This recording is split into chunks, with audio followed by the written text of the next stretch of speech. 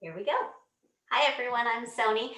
We're here with Nina Sporn. She was born and raised in Park Slope on 3rd Street. She is a lifer here. We love that. She has been in the healthcare field for years. She's worked for various HMOs. She worked at the mayor's office here in the city when they were integrating managed care. Um, and she has she has been managing grant programs using state funds that were bringing hospitals into a more modern era. So thank you, Nina, for being here with us today. You're welcome. So Nina, can you tell us a little bit when you're thinking about our candidates here and you're looking at them through the lens of healthcare, um, what do you want to see in a council candidate? What do you think, and also besides, what would you like to see them bring to the table? What issues do you think they should be talking about in terms of healthcare? I think that one thing that's complicates healthcare service delivery is sort of the way our country pays for healthcare, such as their public programs, Medicaid, Medicare, then there are people who have employer-based healthcare. These are all pressures that providers have to deal with as far as, just caring for just people on the ground. As far as like being a city council person, it's challenging because you really are not able to affect, federal healthcare policy, state healthcare policy, and then of course even a mayor has to work hand in hand with the governor to enact a lot of, healthcare initiatives, as well as to secure funding and support for anything that's done really at the local level.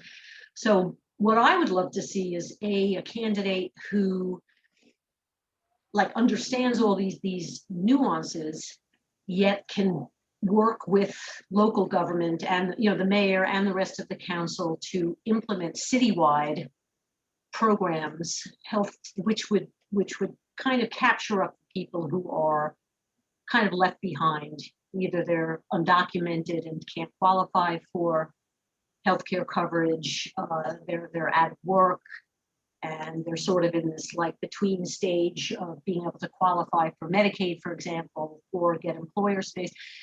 There should be some sort of comprehensive citywide program that can sort of be this umbrella for those who really don't have any other, place to resort to. Um, there are a lot of hospitals, there are service providers, but they don't want to take care of everybody per se. Even the public hospital system is open for all, regardless of the ability to pay, but they have a lot of backlog. They don't have the capacity. They're not always located where really hard to reach people are. So I do think that there has to be something supplemental that would go and try to coordinate some of these services. So that would be a local thing that a city council person could do, is to work with the mayor, and as well as like health and hospitals, they're called now, sorry, a different acronym. And this New York City Health Department, which is really an excellent public health department with really incredibly proactive and smart people who have done a lot of, incredible things, but their public health, they don't really provide direct services except in certain, very focused things. So I think there are a lot of resources in the city, and there's no reason why they can't become better coordinated and funded through something local without having to go through, federal or state processes.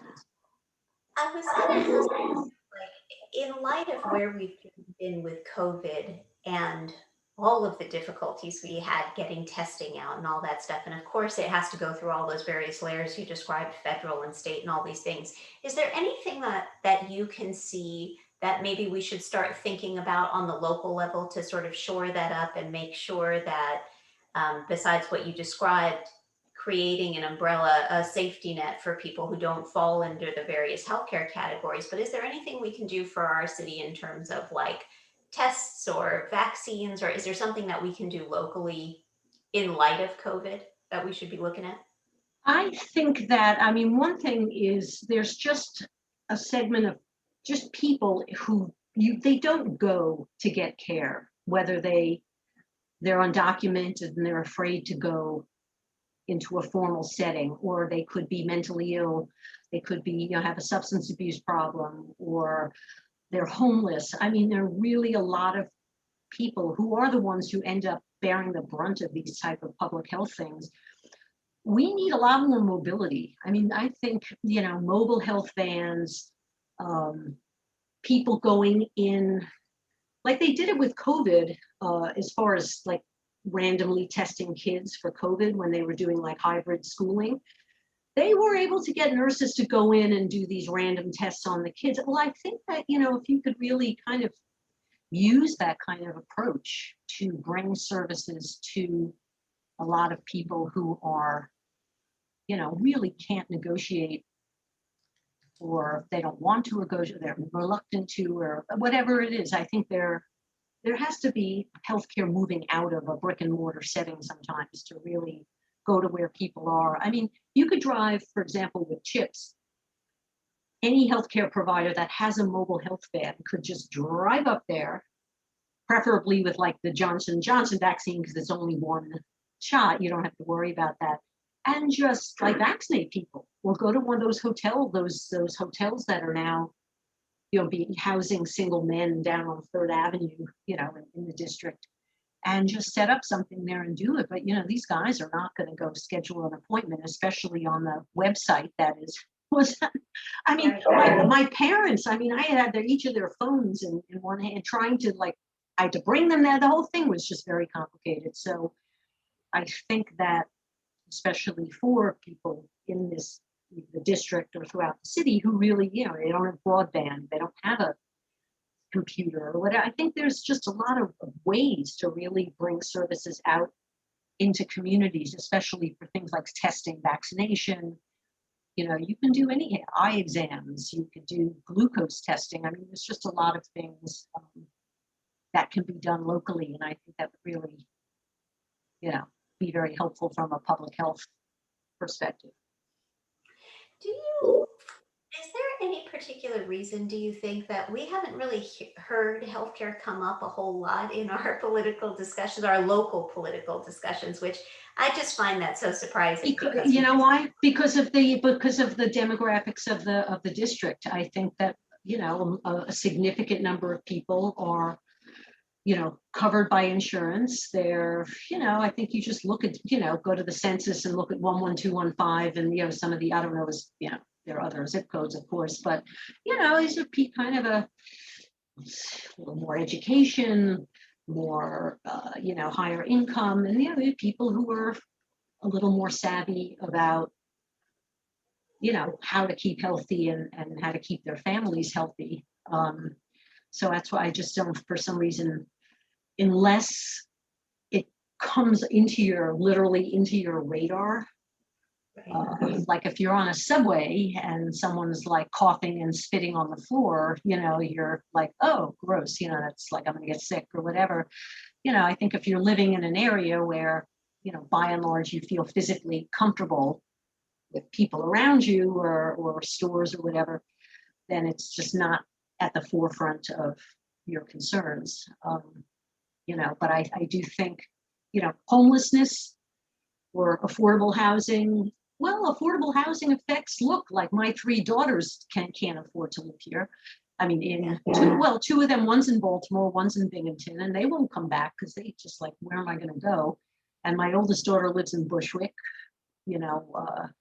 She's a dancer and she's got three roommates at the age of 29. It's not ideal, so I think that people are bummed about affordable housing because it goes all the way. You could be pretty comfortable and still have a trouble finding an affordable place to live. And, schools, I think this is a young family oriented community and people are focused on schools. I just think just the healthcare aside from please God, don't let me get COVID. I don't think it's up on the top tier of things to worry about. That's my Well, sense.